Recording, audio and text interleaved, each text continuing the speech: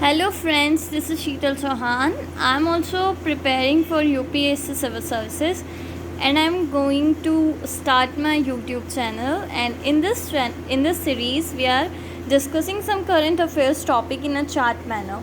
So today's topic is National Education Policy 2020. So let us start. Draft of this policy is prepared by a panel under K. Kasturi Rangan. के कस्तूरी रंगन panel बैठा था जिसने इस policy का पूरा draft prepare किया है. This policy is going to replacing 34-year-old national policy on education 1986. Its aim of this policy is universalization of school education with 100% gross enrollment ratio by 2030 and 50% gross enrollment ratio in higher education including vocational education by 2035. What is the present situation in the gross enrollment ratio in higher education? It's 26.3%, जिसे हमें 50% करना है by 2035. Okay, the other aims including policy extend coverage of right to education. हमारे constitution में right to education दिया हुआ है, उसका एज ग्रुप क्या दिया है? 6 to 14 एज ग्रुप ईयर्स के बच्चे इसमें इंक्लूडेड हैं. इस 6 to 14 एज ग्रुप को अब हमने 3 to 18 एज ग्रुप कर दिया है चिल्ड्रंस के लिए. तो ये है shift from 6 to 14 to 3 to 18. Okay, other highlights including restructuring school curriculum and pedagogy in 5+3+3+4 design. अभी तक हमारे यहाँ पर कैरिकुलम किस बेसिस पे था? कौन सा पैटर्न फॉलो करते थे? 10+2 पैटर्न. अब इस 10+2 पैटर्न को कर दिया है 5+3+3+4 डिज़ाइंस. 5 है वो किस चीज़ को शो कर रहा है? 3 years pre schooling, nursery, LKG, UKG and first and second. This 5 year including in foundational course of 5 years. 3 years का है preparatory, इसमें आएंगे 3rd class, 4th class, 5th class. In this 3 years, another 3 years include 6th, 7th, 8th, which is called middle.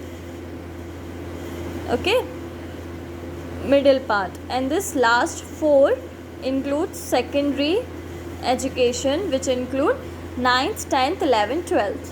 So this designs, I hope you understand this design. Board exam will be of low stake. Student to learn coding from class 6th. Mother tongue and local languages to be the medium of instruction till 5th grade.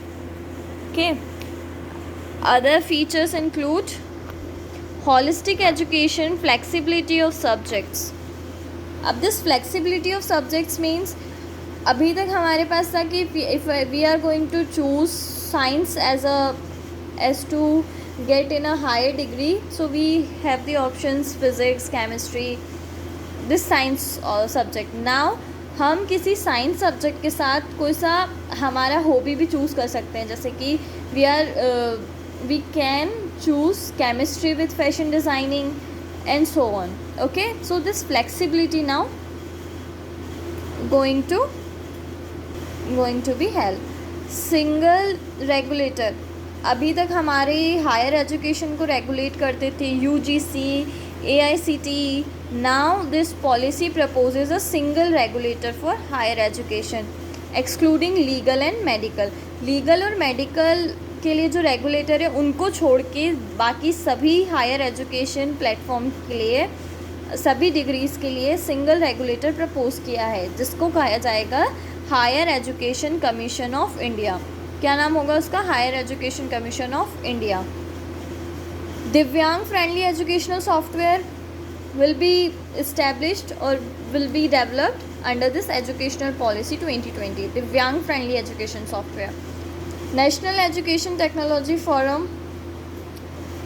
is the another key highlights. E-content in regional languages. सभी regional languages में e content provide कराए जाएंगे by government. National mission on education literacy and numeracy by 2025.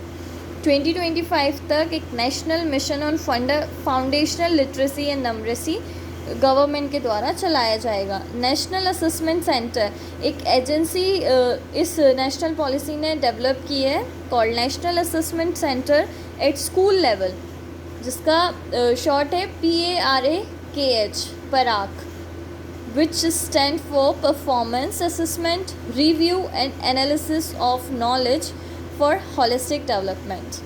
So this is all about the National Education Policy. I hope you guys understand it properly, and I am requesting you to please comment on my YouTube channel the conclusion of this policy. What are you going to conclude about this? अगर policy आती है mains में तो आप conclusion में क्या लिखेंगे? Please comment me and then I will provide you a standard conclusion. Okay, thank you guys.